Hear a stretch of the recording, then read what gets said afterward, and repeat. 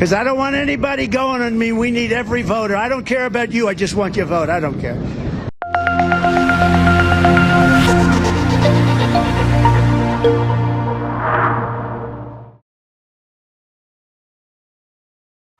Hello, I am Pastor Frank E. Leggett III, and I want to welcome you to another episode of America at the Crossroad, where religion, faith, and politics collide. On this episode, I am appealing directly to African Americans who will either be voting for Donald Trump in the election next month, or they're leaning heavily that way. Permit me to explain. And so I'm just going to come right out and say it. I don't get it. I'm truly trying. I really am. I'm trying to understand why Black and brown people, after all the hatred, after all the bigotry, after all the racism, would vote for someone that hates Black and brown people, why that person is a bigot and a racist, and why you would vote for him. And obviously, I'm talking about Donald Trump.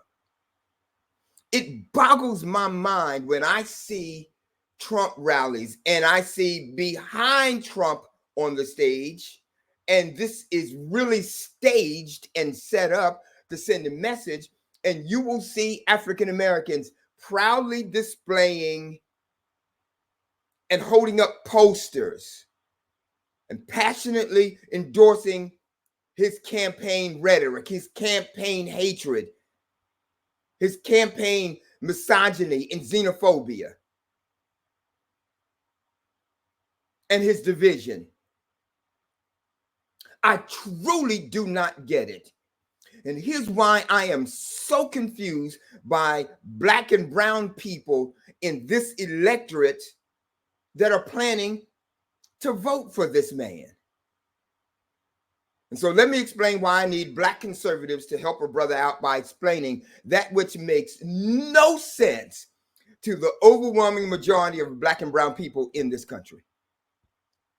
Permit me to share the reasons why I'm convinced that no person who looks like me should ever vote for someone like him and J.D. Vance. Number one, Trump is a lifelong racist. All right? That's number one. He is a lifelong racist. In 1973, Donald Trump and his father, Fred, were sued by the Department of Justice for discrimination and racial bias against African Americans who sought to rent one of their properties in Brooklyn and Virginia. All right? Lawsuits. And they were convicted.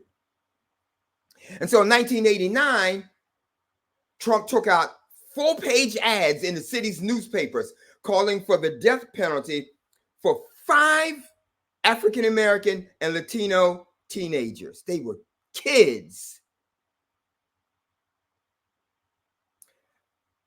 And all 5 of them went to prison, and they were innocent.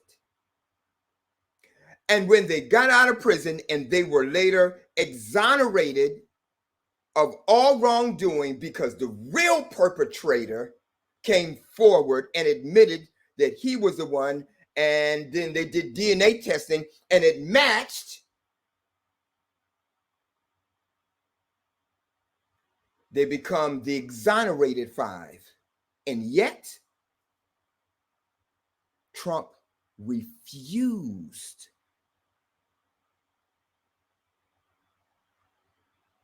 to apologize and admit that he was wrong. In 2017,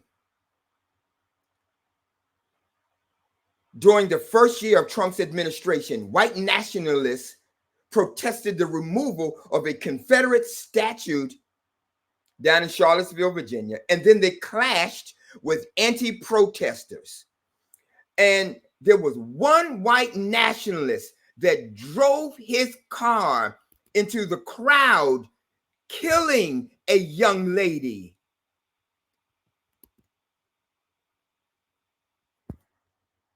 And the next day, Trump did a press conference at Trump Tower and declared that there were very fine people on both sides. How racist and how ignorant can you be? In addition to that, Donald Trump hangs out with known racists. Just last week, Laura Loomer, a far-right, self-described Islamophobe, traveled with Trump to his debate with Kamala Harris, where he got his butt kicked, I might add. And she punked him, which is why he won't come back on the debate stage with her, because she's renting space in his head rent-free.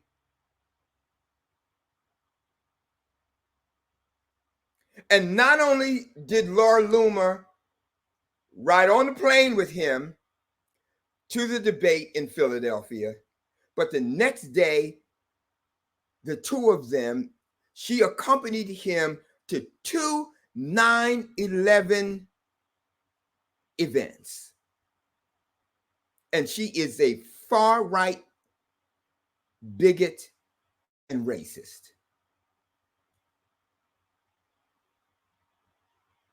Now, during Trump's presidency, or shortly thereafter, he had a dinner at Mar-a-Lago with avowed racist and Holocaust denier Nick Fuentes, and with equally disturbed and racist Kanye West. These are sick people, in addition to being racist. And so, in addition to being a racist, Trump is also a misogynist. He hates women and he disrespects them consistently.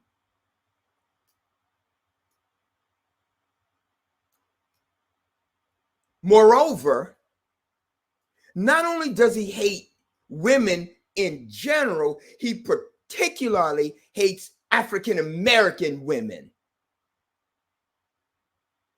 especially powerful women like the members of the Squad. The Squad is composed of Representatives Ilhan Omar, Democrat from Minnesota, Representative Rashida Tlaib, who is a Democrat from Michigan, Representative Alexandria Ocasio-Cortez, Democrat from New York, and Ayanna Pressley, Democrat from Massachusetts.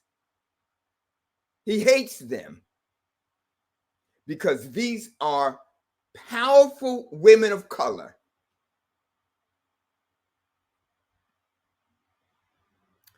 And now I could also throw in Letitia James, the powerful attorney general for the state of New York, who convicted him of fraud. I can also throw in Judge Tanya Chutkin, who is presiding over the insurrection case. He hates these women because they're not just because they're powerful, but because they are powerful and Black or African American.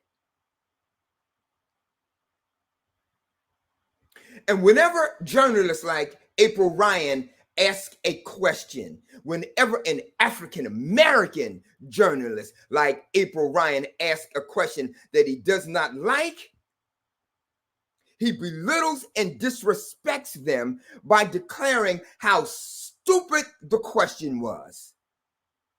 Or he declares quite hypocritically how nasty the interviewer was. I want to play a clip from you for you from the interview that he did a month or two ago when he was interviewed by some sisters at the National Association for Black Journalists. Check out this video. Mr. President, we so appreciate you giving us an hour of your time. I want to start by addressing the elephant in the room, sir. A lot of people did not think it was appropriate for you to be here today. You have pushed false claims about some of your rivals, from Nikki Haley to former President Barack Obama, saying that they were not born in the United States, which is not true. You have told 4 congresswomen of color who are American citizens to go back to where they came from. You have used words like animal and rabbit to describe black district attorneys. You've attacked black journalists, calling them a loser, saying the questions that they ask are, quote, stupid and racist. You've had dinner with a white supremacist at your Mar-a-Lago resort. So my question, sir, now that you are asking black supporters to vote for you, why should black voters trust you after you have used language like that? Well, first of all, I don't think I've ever been asked a question in such a horrible manner. First question. You don't even say, hello, how are you? Are you with ABC? Because I think they're a fake news network, a terrible network. And I think it's disgraceful that I came here in good spirit, and then you were half an hour late. Just so we understand, I have too much respect for you to be late. They couldn't get their equipment working or something was wrong. Mr. President, I would love if you can answer the very nasty question. I have answered the question. I have been the best president for the black population since Abraham Lincoln. That's my answer. Better than President Johnson, who signed the Voting Rights Act? For you to start off a question and answer period, especially when you're 35 minutes late because you couldn't get your equipment to work in such a hostile manner, I think it's a disgrace. Let me just ask a follow-up, sir, and then we'll move on. So when she asked the question... Mr. President, we so appreciate... Yeah. When she asked the question, she says, you've been disrespectful to black and brown people, and now you're here and you're courting our vote. Why should we ever trust you, and why should we ever vote for you? And then he goes and does the very same thing she accused him of doing, of disrespecting black and brown journalists.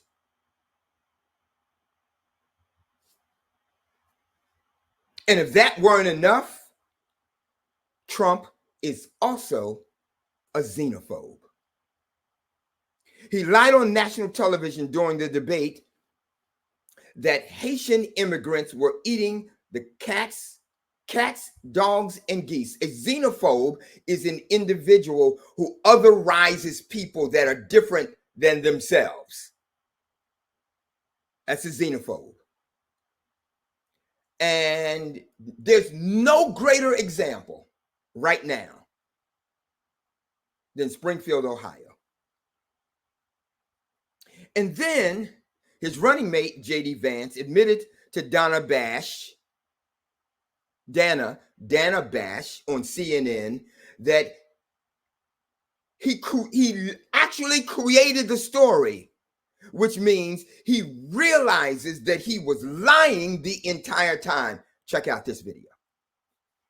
Media totally ignored this stuff until Donald Trump and I started talking about cat memes. If I have to create stories so that the American media actually pays attention to the suffering of the American people, then that's what I'm going to do. You just said that you're creating the story. What's that, Dana? You just said that this is a story that you Yes. created. So then the eating dogs and cats thing is not We are accurate. creating. We are. I'm sorry that this is running slow, but you can hear the audio, even though it is not in sync with the video. We'll get this squared away. But the sad part is that Trump and Vance knew they were lying before they started spreading the lies, which makes it even more egregious. Chris Wallace did a show with a number of individuals I want you to check out this next video. Take a look. Journal did a great report this week, found that the town city manager told a Vance staffer there was no verifiable evidence or reports to show this was true, the idea about eating pets. The city manager, told them these claims were baseless. But the next day, Trump repeated the lie in his debate with Harris.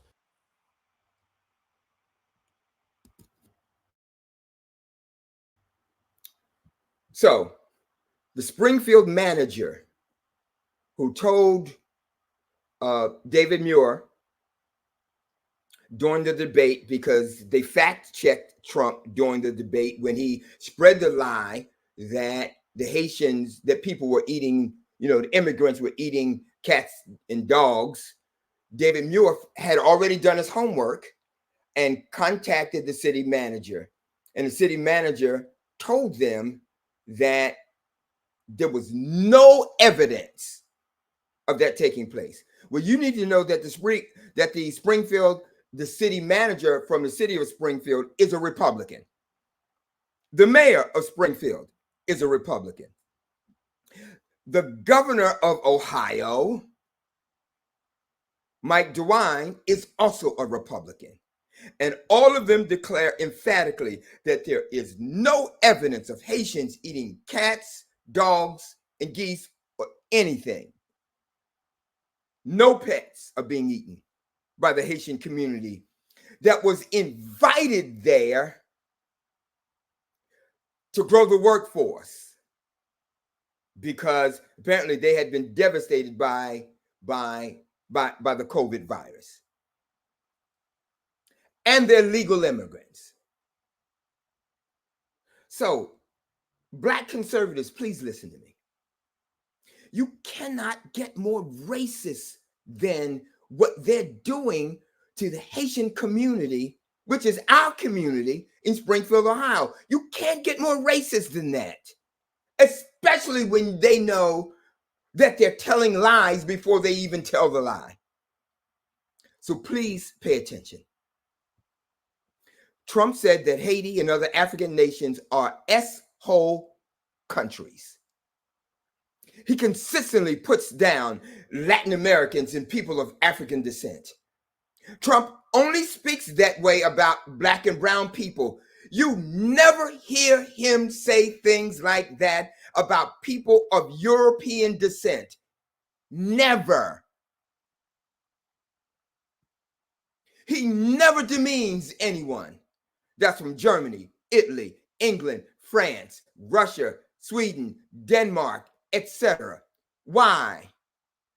Because they're white. He only does that to Black and brown people, your people. That's racism. That's bigotry. That's hatred. How come you can't see it? Donald Trump has single-handedly divided this country along racial lines. He's convinced that the only way he can win this election is to marginalize Black and brown people. Black conservatives. These are your people that he's denigrating. So my question to you is, what are you doing? It doesn't make sense. How can you vote for a ticket that hates your people? How can you align yourself with a party that demeans and denigrates your own people?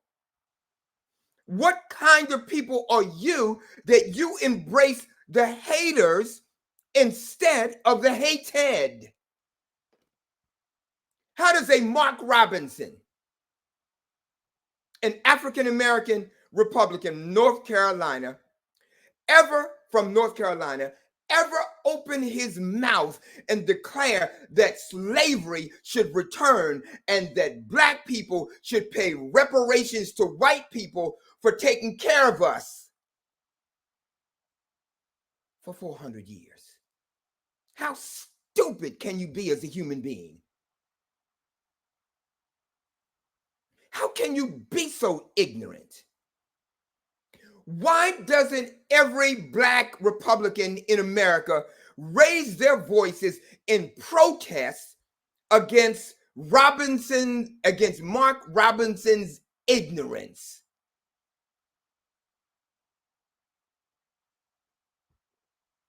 Point number 3. Trump and the Republicans are guilty of voter suppression. Black conservatives, the Republicans do not want you to vote, period. I want you to listen to Paul Weyrich. He's deceased now, I believe. But he was the architect of the evangelical movement. He was the co-founder of the Moral Majority with Jerry Falwell. And he was the co-founder of the Heritage Foundation, which has produced Project 25, which wants to take America backwards and remove all the rights and the freedoms that black and brown people have secured because of the civil rights movement. The Project 25 wants to nullify and negate all of those gains.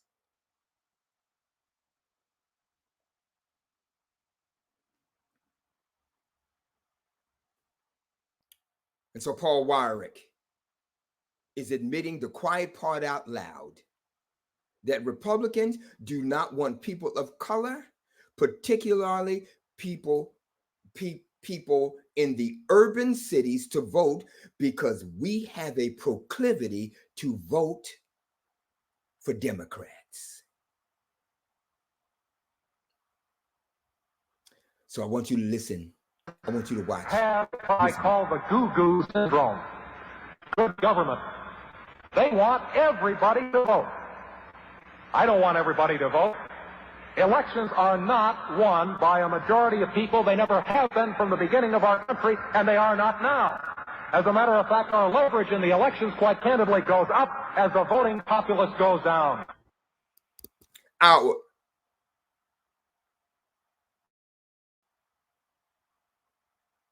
So he does not want black and brown people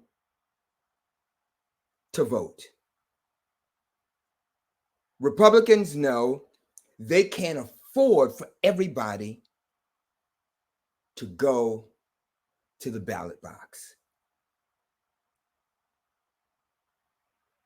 Because when all America goes to the ballot box, especially black and brown people, it increases the possibility that Republicans will lose. And when black and brown people show up in mass, Republicans lose, and that's exactly what he's talking about. And so the evidence is overwhelming that Republicans want to restrict black and brown people across America and restrict their access to the ballot box. And so here's what you're going to find. Since 2020, especially since the election in 2020, but it's been going on for the last more than 10 years now.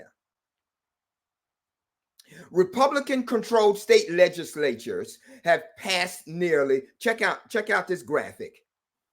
They passed nearly 100 voter suppression laws since the Republican-controlled Supreme Court of the United States gutted the Voting Rights Act of 1964, which paved the way for those states to restrict access to the voting booth rather than to protect the right to vote for all Americans, as the previous Supreme Courts had done since 1964, when the Voting Rights Act was passed by Lyndon B. Johnson.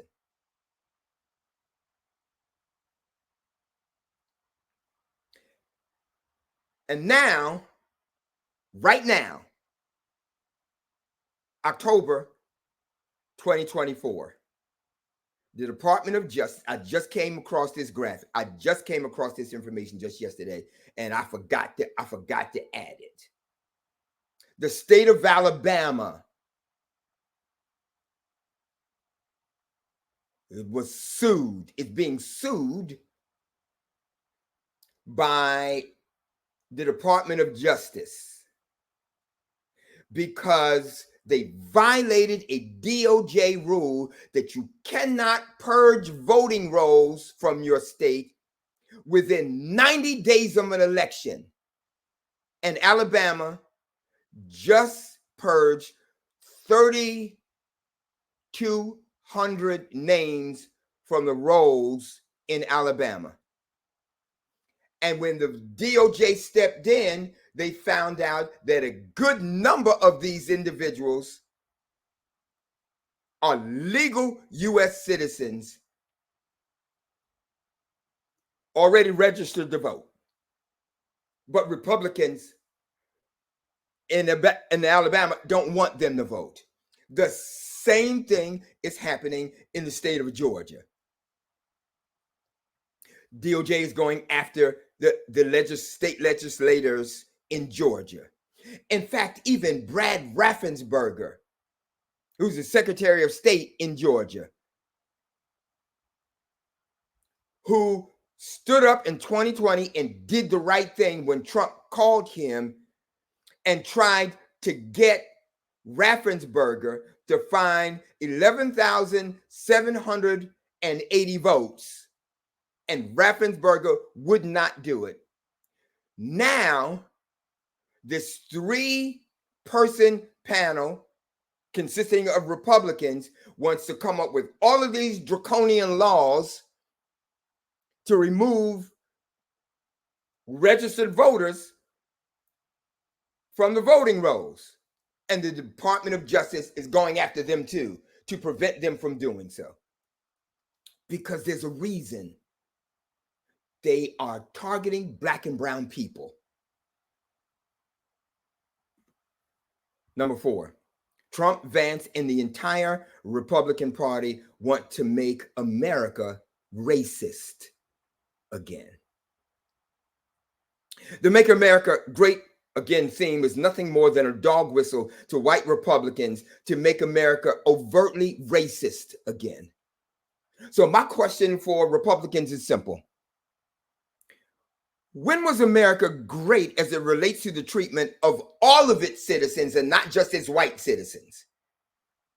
When was America great as it relates to the treatment of all of its citizens, especially those that are Black and brown? So here's my question. Was America great when we were enslaved and worked for free for 250 years and helped build America into the superpower that it is today? And for the entire time that we were enslaved, we were never paid?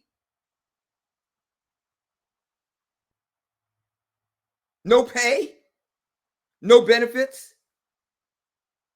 No vacation days? No business days? No holidays? Was America great when the Supreme Court reached a majority decision on March 6, 1857 in the Dred Scott case that enslaved people were not citizens of the United States and therefore could not expect any protection from the government or the courts? In other words, the Supreme Court of the United States in 1857 in this Dred Scott case, who sued for his freedom, and these white judges on the Supreme Court concluded that there were no rights or freedoms that white people had to respect as it relates to Black people. No rights and no freedoms that we had to respect. The Dred Scott case has been called the worst decision by the Supreme Court in the history of these United States. It is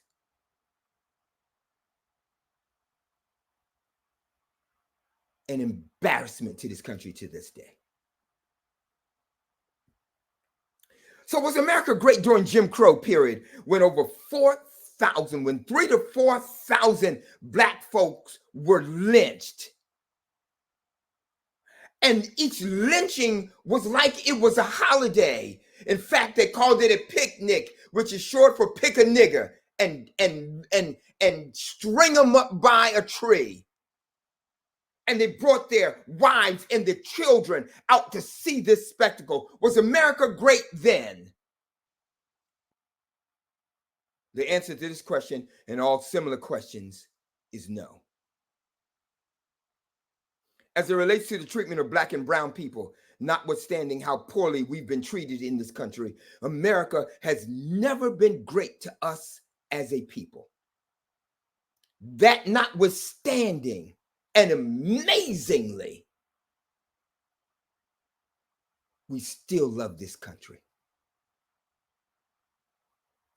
It's clear the Trump advance want to take us back to a period which would mean that we'd be forced to forfeit all of the gains that we've made through blood, sweat, and tears, I might add, that we fought and died for in this country.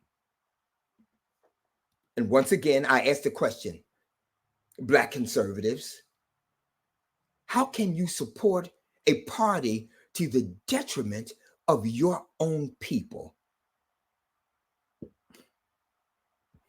And so when Black conservatives or MAGA supporters endorse Trump, you are turning your back on and ignoring all of the struggles fought and the battles won that were waged in the pursuit of the American dream for people of color.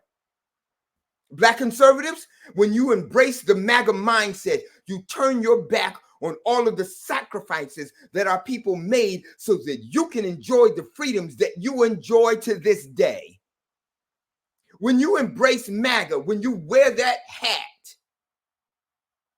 you turn your back on Martin Luther King Jr., who lost his life marching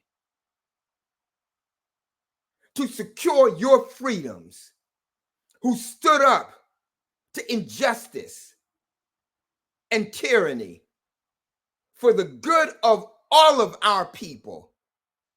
And he paid the ultimate sacrifice for it. Had a missile explode through his head by a hateful white man. And his family instantaneously lost their husband and their father. When you embrace MAGA, you turn your back on Medgar Evers, who was murdered fighting to ensure the rights for all African Americans down in Mississippi and across the country. When you embrace MAGA, you turn your back on James Earl Chaney, Andrew Goodman, and Michael Swerner, the three young civil rights workers who, in association with the efforts of the Congress of Racial Equality in 1964, got on buses and those buses went into the South to intentionally integrate the South, but they were brutally murdered in Mississippi.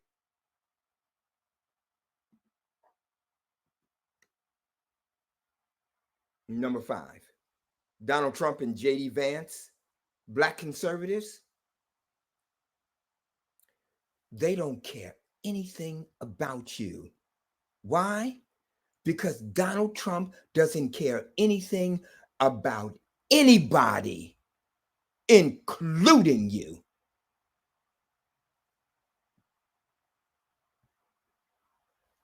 He's actually said as much in a rally. Check out this video.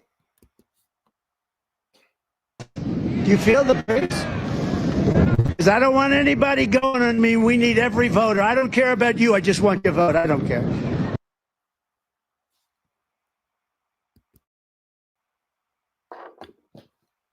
I don't care about you. I just want your vote.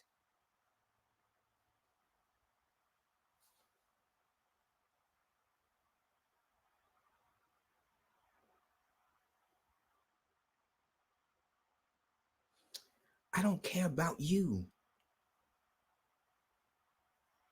They were out there in the sweltering heat.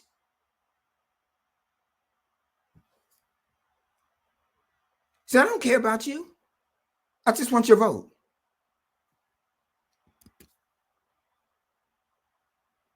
Here's my final appeal to Black conservatives.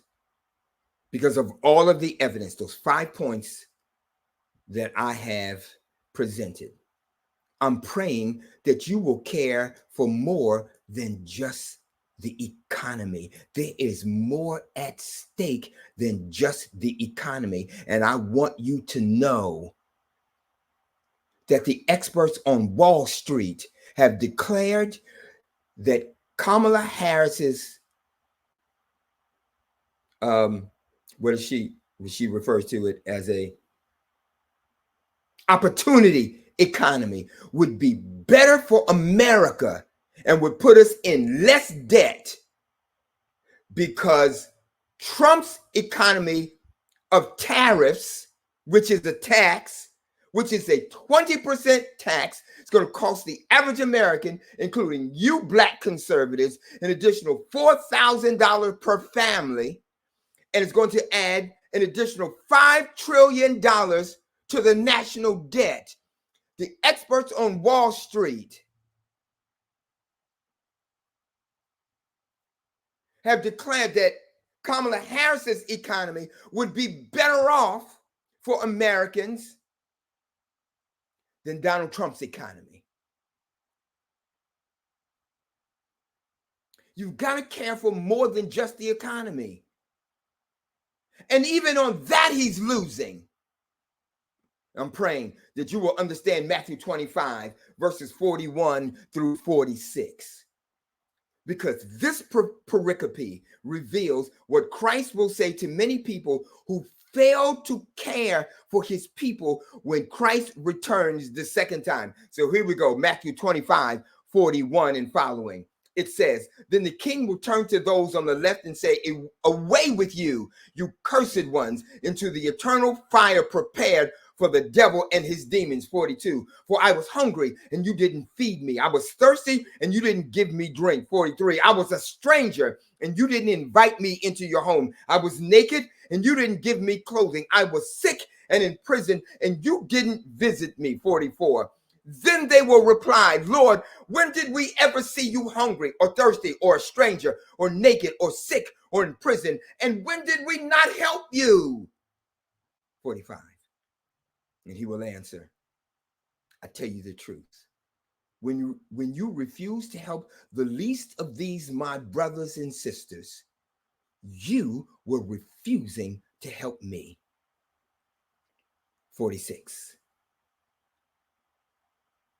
And those selfish individuals will go away in eternal punishment, but the righteous will gain and experience eternal life. And I have no doubt that Christ is going to say these words to Donald Trump and the other and his other sycophants and flunkies and proxies in the House and in the Senate, in Congress. Why? It's because they don't care about anybody other than white people and white businesses. Rich white people and rich white businesses, to be specific. And if you don't fall into one of those categories, they don't care about you. He just said it. And Black conservatives, and guess what? And guess what, Black conservatives? He doesn't care about you either. So, do yourself a favor. In fact, do your race a favor for a change. And vote for and support a candidate that represents your values. By all means, vote for and support a candidate that cares for you and your people. And especially during this election cycle, there's only one candidate that on the presidential ticket that fits that description. And that is Kamala Harris, not Donald Trump. Think about it. Pray about it. Because I'm going to be praying that God opens your eyes. As always, I want to thank my incredible producer, Lorraine Edwards, for the great job that she does producing each episode. And don't forget, please do me a favor and subscribe to the channel, hit the like button, and so you don't miss any of the episodes that are forthcoming. All right. And please share this link with others that needs to hear this message. And hit that notification button so that every time we upload, you will be notified. And so thank you. And so look, I'm going to do something I hadn't planned on doing, but I want to pray for this process. Black conservatives, I want to pray for all of you. Because for some reason or another, you have been deceived and you've drunk the Kool-Aid. And I want you to care more for your people than you do for yourself. Because the bottom line, we are all in this together. So pause with me as I pray. Father God, this is without a doubt the most important election, if not in the history of this country, which I personally believe it is, then certainly it is the most important election of our lifetime. America is truly at the crossroad.